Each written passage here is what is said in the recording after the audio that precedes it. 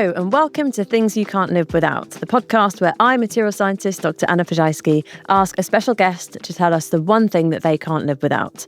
And we interrogate a host of experts to find out how these items are made, where their components come from, and how the future of those items is being planned for. Today, we've got a very special episode that is going to be a little bit longer than usual, as I'm joined by three people who are all poised to help me take a deep dive into the future of sustainability. Joining me on this bumper episode is journalist, economist and author Ed Conway. Welcome, Ed. Hello. I'm also joined by Nigel Steward, Chief Scientist at Rio Tinto. Welcome back, Nigel. Hi, Anna. Good to see you. And last but not least, by Froydis Cameron-Johansson, Rio Tinto's Global Head of Health, Safety, Environment and Security. Welcome, Froydis. Thank you. Nice to be here. So, Ed, tell us the one thing that you can't live without. I spent a long time thinking about this because there's quite a lot of things like kind of items, gadgets and things that I can't live without.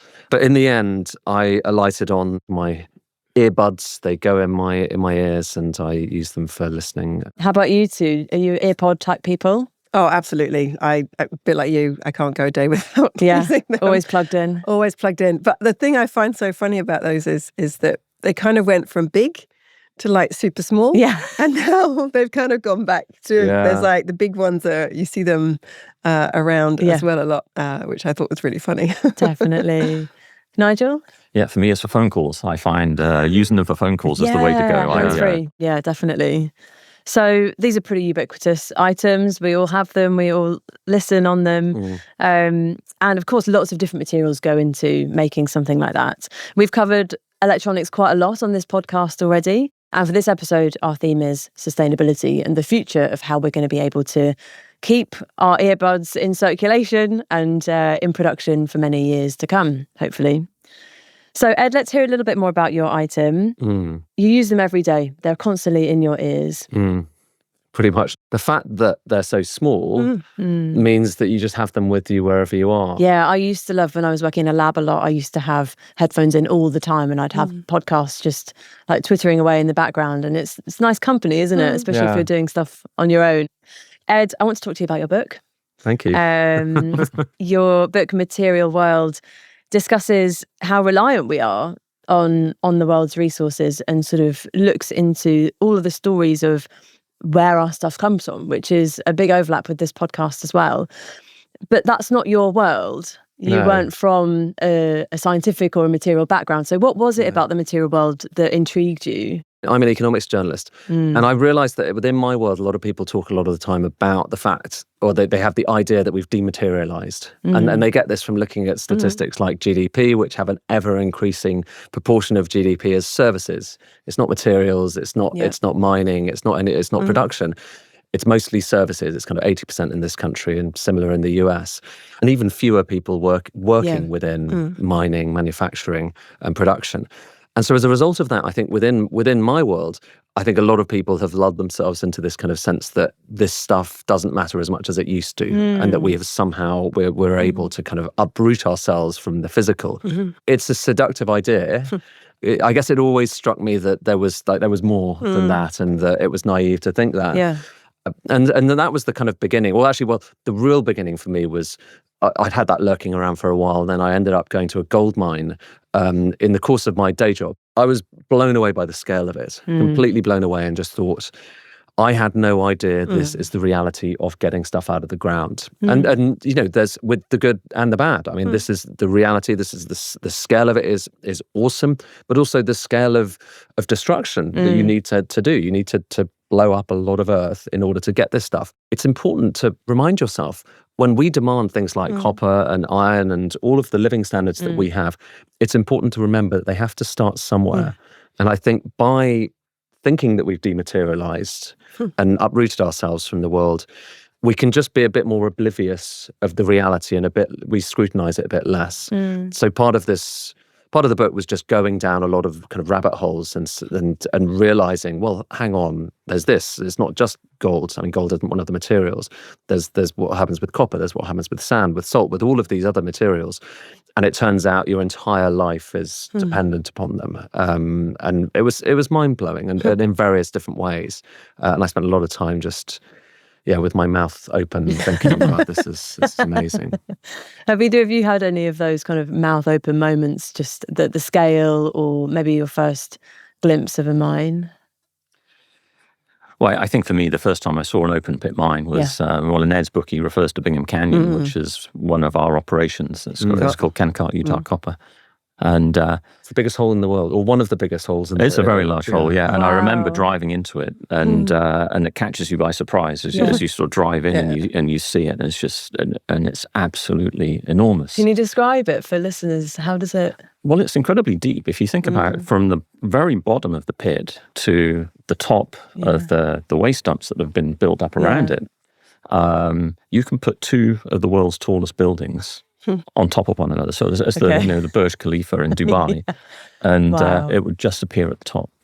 So it's incredibly deep, and you see these haul trucks, and they weigh 300 tons. They carry 300 tons of rock, and they're the size of a 3-story house, pretty much. And you see them at the bottom of the pit, and they're like little dots. And then you stand next to them, and they're just absolutely enormous. Yeah. So the scale is certainly something to behold. Yeah. How about you, Froydis? The sort of human ingenuity and engineering, how people were able to harness these metals, minerals, these products to actually advance society, and where these were located, and how they actually had to not only discover them, work out what to use them for. For me, that sort of really blows my mind. I've been to mines that are at thousands of meters of altitude in Chile and Peru, and in the jungles in Colombia. And then I've also been 4 kilometers underground in a platinum mine in South Africa. Yeah. And so two vastly different types of geographies, but people are still going through these very physical processes to access the metals and the minerals that society is demanding and increasing to demand. Because if you're buying something, I suppose this is where I'm not a geologist, or I'm not a scientist, but if the reason that it's relevant, that it's me going to this, is that we all need to just be more conscious that is the backstory. Yeah. That behind every item, it might be your AirPods, it might be just the house you live in. But behind every item that you're using on a daily basis, most of which are kind of improving your living standards, there is a backstory, and it's often a hidden backstory. These places are amazing, but also, secondly, what are the compromises along the way? And I think both of those things need to be talked about more. Yeah, and the true cost, I guess, was what struck me from your book as well. Is not just financial cost and all the kind of economic side, but also the energy side, the human side. There's so much that goes into it that is just beyond those atoms. And economists just kind of talk about these things being externalities, and that's true. That's a fair way of kind of assessing these things.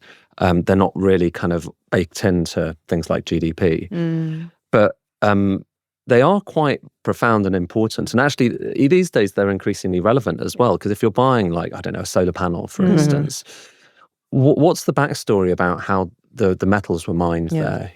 What kind of environmental standards were there going on? It's that social consciousness, right, that we've sort of seen in the food and agriculture business, the clothing industry as well. And I think that sort of people really understanding, it's a bit like sausages. People like sausages for their breakfast, but don't want to think too hard about how they're made. And consumers are very much like that often. I like this product, but like you say, I don't need to know the backstory, because that doesn't relate to me. And price is important, obviously. The fact that the price doesn't always reflect the true cost. Absolutely. That's the difficult thing. And I think only when you kind of dive a little bit down into, okay, how does this thing actually come about? That's when it really hits you, at least it did for me. There's some really interesting work that's been done at Cambridge University, and they've sort of shown that there are really 3 sources of waste. One is from the over-design of a product. So again, we come back to the design. So we actually put more material in there than we need.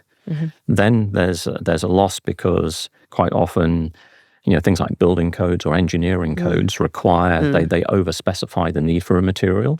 So if you actually design, particularly with the engineering tools that we have these days, we can design things and make things much more efficiently and effectively than we used to, that we can get away from those old codes. So that's another source of waste. And then there's the actual manufacturing process itself. A lot of the recycling waste that comes to us is from the manufacturing process itself, to actually manufacture a product in the first place. And if you rethink the way you manufacture, could you actually manufacture producing far less waste? So it's these sort of three components together can actually drastically reduce the demand. And I think that's what we need to think about as well. So there's a lot that needs to happen in the whole supply chain. No, I totally agree. So your book focuses on 6 raw materials, and then through that you explore many more. Can you just take us briefly through those 6 and why you chose them? Gladly, yeah. Stop me if I bang on a bit too much. So there's sand, which actually is kind of the biggest of all of them in that it encompasses glass. I always had in my mind that the thing that no one had really done before, and I really wanted to do, was to tell the story of where a silicon chip comes from. Not just the kind of fabrication plant in Taiwan, which is something that more and more people are conscious of, but where does it come from in the ground? Literally, I would lay my hand on it. So I always had that in my mind as the thing I was aiming for when it came to sand. But then glass came along, and it's totally fascinating. And it's fascinating, I know, for material science purposes. It's still one of these substances we don't fully understand, which to me is crazy, isn't it? That we could still have mysteries like that. So glass, concrete as well, the built world around us, that's also part of the kind of sand and aggregate story. Again, underrated, but massively important. And then finally, silicon chips. And so that's sand. Then there was salt. Then there's iron, copper, oil, and then lithium. And you can tell from the last substance, you're kind of there's a bit of an arc that the book goes through from the earliest days of materials. So glass is one of the early kind of advanced technologies that humankind worked out how to make, through to the energy transition. So that was the idea, was to try to, having started with this kind of moment in this gold mine, thinking, blimey, that's how the world seems to work, and I didn't realize I was part of it. I'm a kind of data guy. I quite like spreadsheets. And I thought at the start of this process that there might be some spreadsheet somewhere which would tell me, okay, what are the main materials that the rest of the world depends on? I kind of thought, well, someone must have a list of what those materials are. But they didn't really. And so it was a kind of journalistic exercise to try and think, what are the things I want to focus on?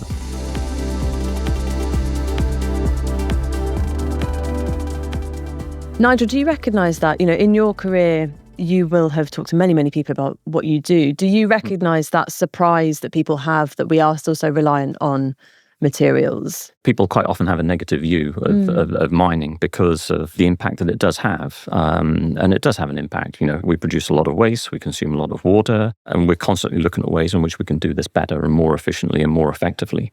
But nevertheless, the demand for materials is actually growing, of all materials. And I think we all need to be conscious of that in society, about how can we use materials more efficiently, how can we waste them less, how can we recycle them more, and how can we actually just reduce demand? I think there's a lot that's been done in the world from an engineering perspective to reduce demand. If you think about something like an aluminium beverage can, I think it's something like 70% less lighter than it was, 30 odd years ago. It's an incredible story, and a lot of science has gone into that to make that happen. But no one notices. And in fact, generally what happens is that paradox, as you make things more efficient, we buy more. So we need to be conscious of things like that. And the amounts of materials that we consume are just absolutely staggering. And, what I really liked about Ed's book was the linkages, and you were talking about sand. And, sand is just fascinating. But when you look at sand and aggregate, in the world every year, we mine 50 billion tons of that. Wow. And like the engineering material we probably make the most of is concrete. We make 30 billion tons of concrete every year that use the sand and the aggregate. We're running out of sand. Running out of sand. And it's, and it's crazy. Yet it goes into sort of really important things like glass. It's used to make the semiconductors. It's used to make the semiconductors that go into the solar panels. So everything that we want to do around the energy transition is going to require an awful lot of materials as we move away from the fossil fuels and we start, investing more in renewable technologies. And that's going to put demands on electricity because we're going to be electrifying the world. So it's the copper and the aluminium that's got to start being produced. So those markets have to grow. What it brought home to me, Ed's book, was that, we really, really need to start thinking seriously as society about how we can reduce our demand because we're really having a major impact on the world. Yeah. I've been sort of in the sustainability space for probably close to 30 years in the extractive sector, which has been really interesting to see the sort of evolution over time. It started off very initially, how we're thinking about environmental footprint and building hospitals and schools. So, but now it's much more about how are we thinking about sustainability as really one of those foundational considerations for us as a business going forward. So, sustainability and thinking about the different areas is a really key component of how we think about everything across the life cycle of our projects effectively. And I would say it starts at exploration when we're looking for where the rocks are in the project space, as we move into projects and development and then also into operation. But then there's also bits that happen at operational level where how are we minimizing the impacts across the environment, across our emissions, how are we thinking about to really maximize the resources that we have in the mine, how are we looking to extend the life of the mine. These are all things that are coming into consideration. And then, of course, there's closure. So what do you do when a mine has the resources are no longer viable? And how do you then, move forward with that operation as it goes into closure and then rehab or restoration? And there are some really great examples across Rio where we've actually repurposed land that have been old mines. We've worked very closely with the community on other opportunities. What do they want to do with their communities, etc. So those are all really big considerations that are really needing to be part of our business decisions. What's interesting to me is, we've been mining for thousands of years. It's one of the first things that humankind, the first footprint that we have on this planet. It feels like it's the first time that across the world, most miners have been thinking about this stuff, the last few decades, which does feel like a kind of, that's a genuinely new thing. So in order to get to net zero, we have to do more mining than we've ever done before. Probably, even with the greatest scientific minds, there's probably going to be something that only later, further down the road, we discover, which is some impact that we've had.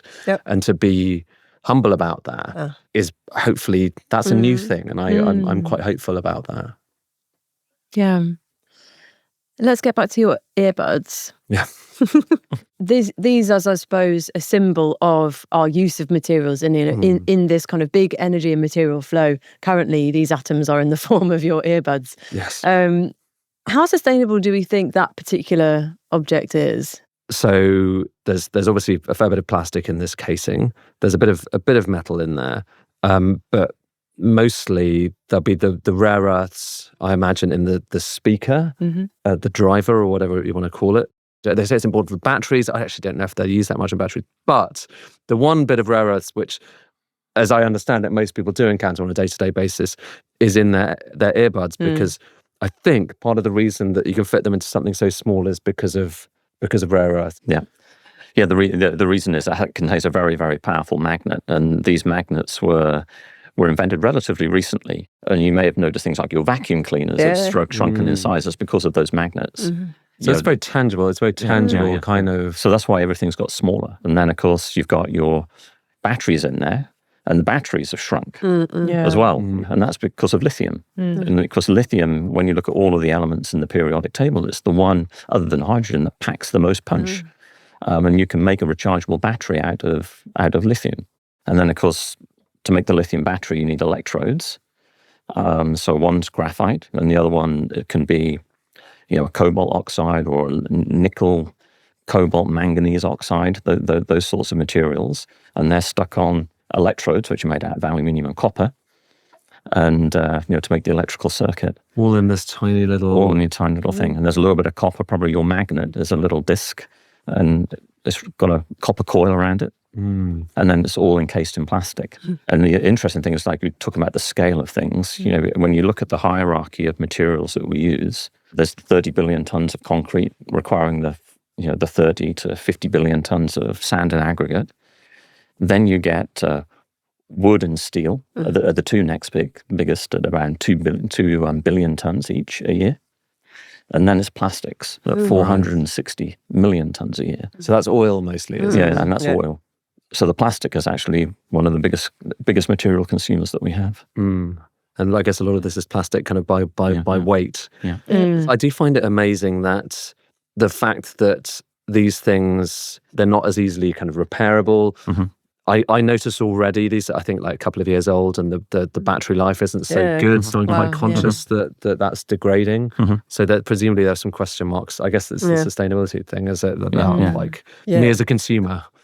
Yeah, well, it's your ability to reuse, repair, and then recycle it. With a lot of sort of the e-waste that we have now, which is probably one of our biggest sources of waste, is actually the ability for all of our e-waste to be dismantled and then all the different components to be recycled is really hard. So again, that's where I think there would be huge advantages in innovation. So, laptops, these things, actually, when they do come to the end of their life, can you just literally pick out the different components and then recycle the rare earths, the lithium batteries? How can you do that? But right now, you can't actually dismantle. It's so hard, and it is literally just the dismantling. It doesn't sound that sophisticated, but it is that. Exactly. And it's industrial design. If you design the product for its end of life ability to be recycled in its component, you probably wouldn't end up with a design like that. I heard, actually talking to Apple, part of their challenge, so they've got quite a lot of machines that are there to disassemble their phones and stuff, and they were saying one of the challenges that people are not giving them in enough. And so I often kind of come to this that hang on, the problem here is kind of me, the consumer. A lot of the businesses are kind of trying, their hardest, and there are still big question marks over the sustainability for many businesses. But the buck often stops with the consumer who, sticks this stuff in a drawer or chucks it away, even worse. Yeah, exactly. I guess the point is, though, like, that's really good for kind of simple things. But for complex electronics stuff, have come up so much on this podcast, and it always comes down to, if you imagine all the different atoms and how blended they are in the semiconductors and in the alloys, it always comes back to how do we talked about this with Mark Mangini in his episode, how do we actually pull these things apart and then hope to make it a circular material. Nigel, what are the barriers there? There's certainly the collection point that Ed mentioned, but I think on the recycling side, we've mentioned before with electronics, right? Your headphones, they're connecting with a phone, and a phone contains more than 90 different elements. So we've made these things incredibly complicated, and to separate everything back out is we actually don't really have the technologies to do it. So I think if we design things better to make them more recycling from the get-go, that would certainly help. But I still think always we're going to have this sort of challenge of that when you recycle things, you tend to accumulate impurities. And we see this in steel recycling, for example, where you tend to accumulate copper. And aluminium, we tend to accumulate iron and silicon. And although technologically we know ways to separate them out, they're very, very, very expensive, prohibitively expensive. So, is that the issue? I always wondered about that copper thing with iron. It is doable, but it's just too expensive. But I think this is where the innovation has to happen. And I think there are some really exciting things that are starting to happen where people are thinking about how you can design kind of a new alloy of aluminium or of steel and start producing fewer alloy types, but then make them actually more tolerant to recycling. Less is more. Yeah, definitely.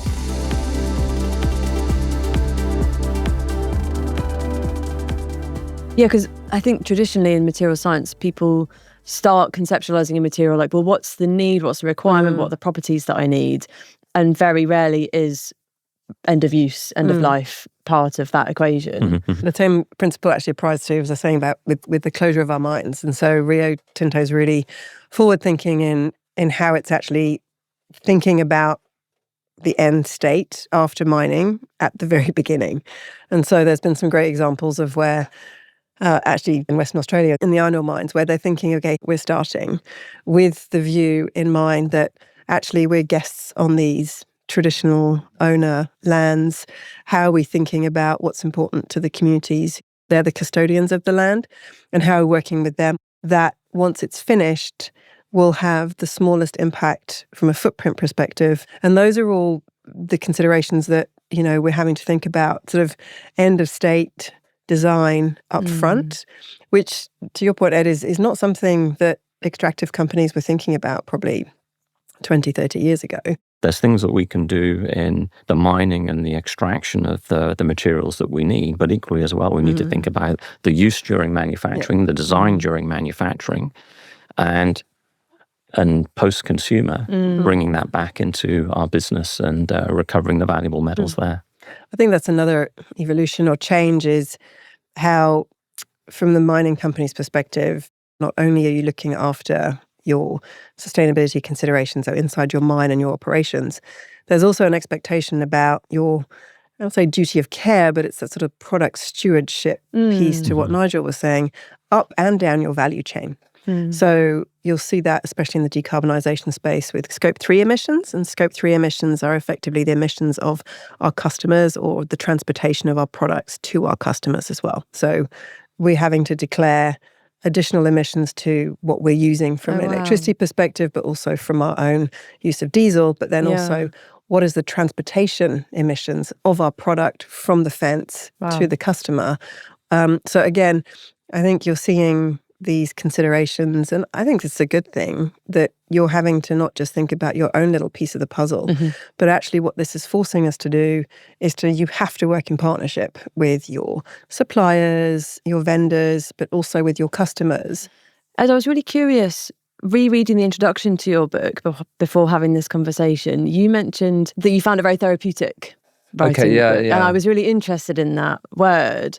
Can you tell us a bit more about that? Why is it therapeutic to kind of take this big picture? I think there's something primal about this, because if you think about what were our ancestors, what were people doing back in the Neolithic era? They were getting rocks and stones out of the ground. They were fashioning them into tools, and they were using those tools to improve their standard of living. That was part of the human story. It was part of what made us what we are today. And that was happening tens of thousands of years ago. Today, we're still getting rocks out of the ground. We're turning them into tools. These days, the tools are silicon chips and other bits and pieces and rare earths and so on and so forth, neodymium magnets. But we get rocks out of the ground, we turn them into tools, and we use those tools to improve our standard of living. And part of, I think, the issue that I had before when I talk about this idea of living in an ethereal world, thinking that everything is just about ideas and that's all that matters. Genuinely, I think it is part of who we are as a species, is to know that and to be aware that we leave a footprint. In the Neolithic era, we were leaving a footprint as well, getting rocks out of the ground. We're doing it now at a much greater scale than ever before, with a population across the world that is greater than ever before. We just need to remember that. And so I found it kind of therapeutic. And also, as a result of understanding what the compromises are and the reality is of getting something out of the ground and just being open to that and honest about that, I found it felt more grounded, but also I felt like I respected the stuff I buy a little bit more. I think there's something profound about it, which I didn't expect to feel when I started off on that process, definitely. It's much better to face up to that and to be honest, and also to be honest about the footprint and all of these different things, rather than pretending it's not happening, which I think we as a society have been pretending for a bit too long about this stuff. It just turns up. You order it turns up, you use it, you throw it away. That's not a functional relationship with both the planet and our history as a species. Absolutely. So because we're all here, and we've got these different expertise in the room, with the focus on the earbuds and 3 of the materials that you wrote about in your book and the 3 that Rio mine, I would really love to dig a bit deeper into those 3 and get an idea of what they are, why they are the way they are, and how their sustainability is going to look in the future. So first, let's take a look at copper. We've mentioned the copper coils in the earbuds already. Listeners will have heard us talk about copper on the podcast before as well. We know it's a crucial element of our electronic world in particular. But Ed, talk to us about the economics of copper. Why is it such a crucial component? It's one of the first things that we kind of learn how to mine. Oh yeah, of course. I think about the kind of the Bronze Age. Yeah. We've been doing it for thousands of years.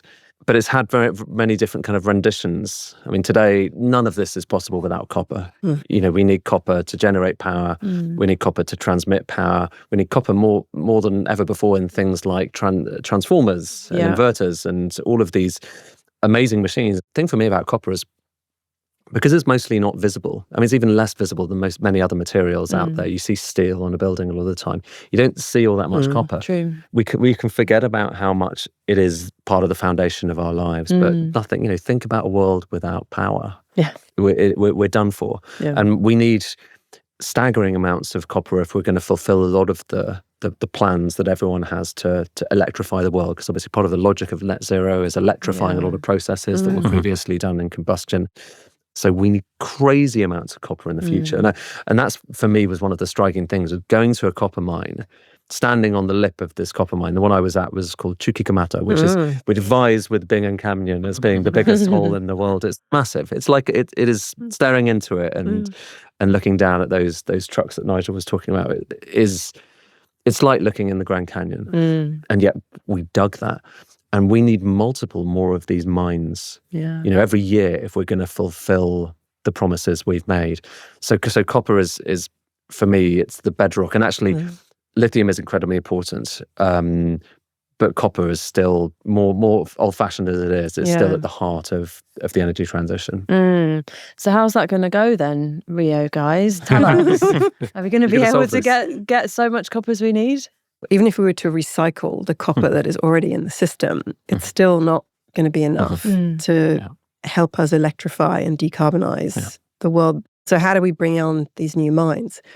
It takes a long time to develop a mine. It's not, especially a copper mine. I say copper likes to hang out in all sorts of places that is usually high up a mountain or somewhere in a jungle, somewhere that's not very accessible. It's really about how are you thinking of accessing this copper in ways that maybe we haven't done historically. So is it still acceptable to dig a really big open pit mine for copper? Or should we go underground and use different technologies? And so at Rio Tinto, we have a mine in Mongolia called Oyu Tolgoi, and they've really been looking at how are they minimizing their footprint on the surface, but also underground as well. How are they thinking about their processing that they're doing? Oyu Tolgoi is doing a lot around water. So they have about 80% of their water is recycled. Yeah, I think Froydis touched on a very, very important point, is that recycling's not enough. I think if you think about the context of the energy transition and the forecast for the amount of copper that we're going to need in the future, over the next sort of 25 years, we're going to have to produce 700 million tons of copper. And to put that in context, that's more copper than we've produced in the whole of human history. It's crazy. So in other words, we would have to eat ourselves, rip all of the copper out of the wall, and recycle all of that, and then we'd have enough. So what it means is, copper is already one of the most intensely recycled materials on Earth. Yeah. And one of the great challenges in the copper world is to bring on a new mine, particularly an underground mine, can take you about 18 years. Oh, wow. So, That's quick. And that's we're supposed to be fully decarbonising the world by 2050. So we need to move with speed. So we have a technology called Newton that we're piloting at the moment, where we can take those sort of deep rocks that normally you can't leach, where we can, with the support of bacteria, we can actually leach copper out of the ore body. So these are the sorts of innovations that can start to help. Can we actually go back and mine copper out of our tailings as well? Is another thing that we're thinking about too. Because the challenge with the energy transition is we need to move with speed. Yeah. So actually going back to resources that we already have in our hands, in our waste, is possibly a way in which we could accelerate the delivery of the copper that we need. And of course, one of the other things you haven't mentioned is aluminium. Oh, yeah. All the overhead cables are aluminium. So we have those two challenges.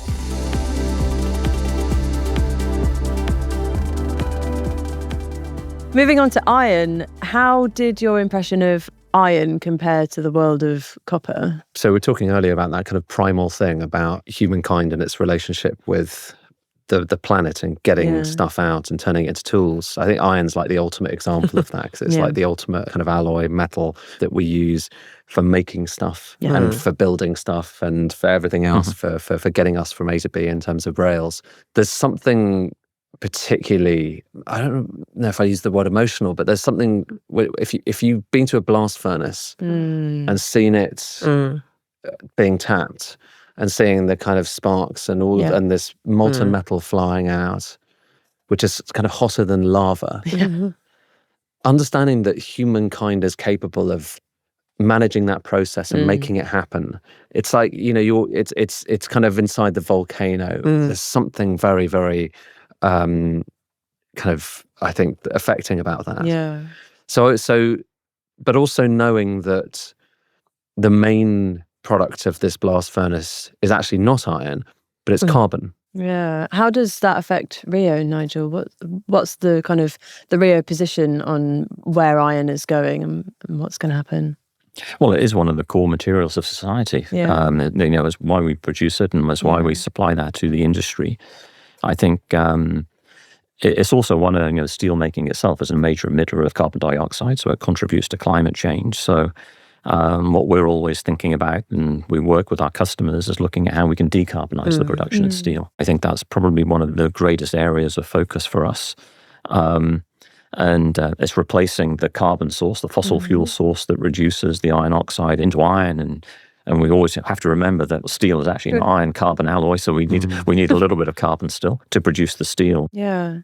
Listeners that don't know the world of mining might be surprised we've been talking about blast furnaces, that's one method of extracting a metal from an ore, but extracting lithium is a totally different process, even though it's still a metal. Froydis, can you take us through how lithium gets extracted and what's the sustainability concerns there? The production of lithium has been around for ages, and so it's very much about sort of evaporation.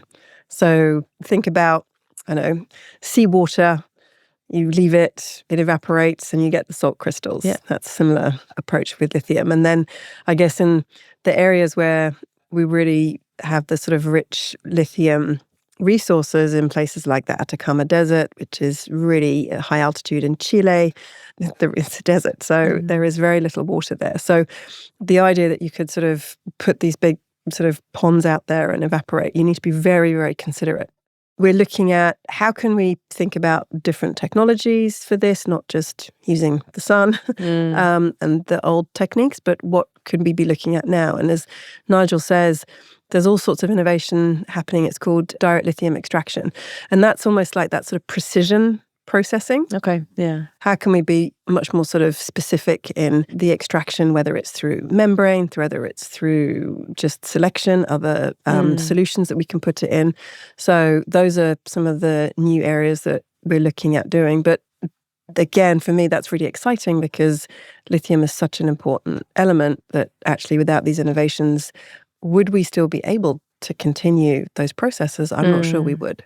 Yeah, but we certainly wouldn't be able to decarbonize and electrify so much without lithium, right? Without the batteries. Ed, was there anything about lithium that surprised you when you learned where it comes from and you saw those salt flats? I was definitely surprised about that fact that when you look at these, and they're enormous. These ponds, these evaporation ponds. The Phoenicians were getting their salt just through evaporation, and the fact that we are the production of one of the world's most advanced, metals that goes into all of our batteries, the most advanced technology of the day, into drones, into smartphones, into these AirPods and things. The fact that comes from a process that goes back thousands of years, ultimately, because it's aping that. I found that again, it's profound because it roots us, but in many ways we're just kind of running over some of the same roads and learning some of the same lessons that our ancestors did. But the scale of it's very hard not to kind of to go out to the Atacama Desert and see these vast ponds, which are, they're visible from space. And I can understand talking to a number of people, kind of indigenous people from the area, who felt that their culture was being trampled on when these ponds were being made there. And they, even though many of them benefit from it because the mining companies are bringing in extra income to the area, they still feel unsettled by it. And I think that's an important thing. And finding a way of communicating and ensuring that both the standard of living that we all kind of depend on is able to be there without necessarily trampling over other people's rights. That's something that I think we're going to have to continue wrestling with in the coming years. Yeah. It used to be with mining projects, the trade-off with communities used to be job and taxes. That deal has evolved so radically. It's much more about really how the custodians of those resources see their future. So again, we might just see, like you say, it's just sand or water. But for them, this is a deeply cultural, sort of visceral thing that actually, by mining companies taking it away, has a profound effect on their culture. So again, Rio's approach is much more about how we're really understanding those contexts, how are we really bringing in their thinking into what we're thinking about and how we're understanding the world.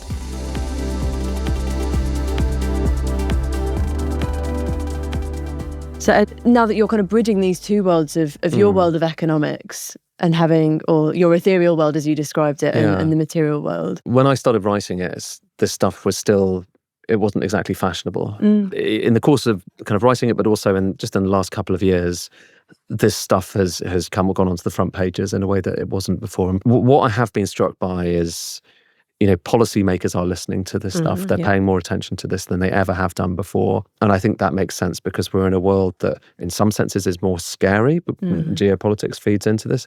But in some senses, we're pushing towards these transitions. It all keeps coming back to the material world. And to an extent, I'm kind of surprised by it. I mean, I didn't expect for this stuff to be so much in the headlines, but I think it's all to the good. Well, that brings us to the end of our conversation today. I've really loved bringing our two worlds together, being invited into your world, Ed, and understanding the bigger picture as well as the smaller picture of just, in one object, we've been able to explore so many different areas. And particularly thinking about going into the future, a world without earbuds would be unimaginable. So I've been left with a lot of hope, I think, that we'll be able to solve some of these issues and get those materials into circularity and out of the ground as and when we need to. So thank you so much to my guests today, journalist Ed Conway, Rio Tinto's Chief Scientist Nigel Steward, and Froydis Cameron-Johansson, Rio Tinto's Global Head of Health, Safety, Environment and Security. Thank you all so much. Thank you. Thanks. Thank you. And that's all for this series of Things You Can't Live Without. But remember, you can listen to more episodes wherever you get your podcasts. Thank you so much for listening to this series. Until next time.